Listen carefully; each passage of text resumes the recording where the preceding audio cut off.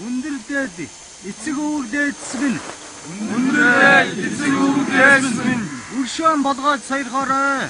Өршөөн болгоод сойрхоорой. Үр хойцсон гал голомтоо сахин хамгаалахаар ирсэн билээ. Ирч хүч урам зориг хүч чадлыг бидэндээ хайрлаарай. Өршөөн сойрхож болгоож хайрлаа. Би Тэнгэрийн удам. Би догшин хөхөн Монгол. Бүдүүн хадуун энэ соёл иргэншлийг сэрэж бүртэж чон шиг архир сурахыг би хүснэ. Бүртэж чонын ойлгохыг би сонсож байна. Би ядалтыг өөртөө баярхаж өгч авчирна. Намайг мөлжиж байсан удаас би нэг мөсөн хариугаан авахыг хүснэ. Энэ хариуг цагаан мөнгөний өсөмзөн гинэ.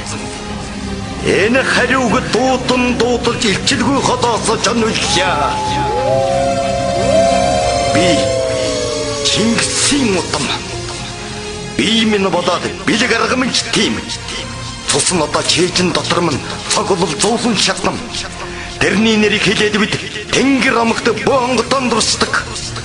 Боссоо уудыг сөгдтөл тамлгаан дуудсан бөө догштын удам нь би. Догшин харнууд минь хөхөд Тэнгэрийн дор орчин байсан цагт дайчин явсан хинч хэнзэдэж аргагүй нялхтан.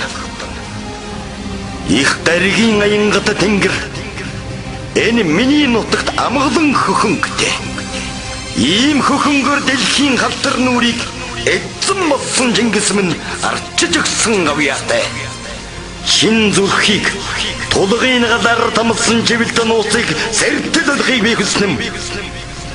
Би чон, би бүртэ чон.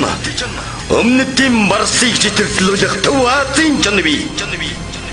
Би сөхөрч үзээгүй өвдөгний удам. Би өвдөж үзээгүй толгойн удам. Би чавчирч үзээгүй нүдний удам. Би андуу сонсоогүй чихний удам. Би алдаж хараагүй эрхийн удам. Би туцаж үзээгүй туурын удам.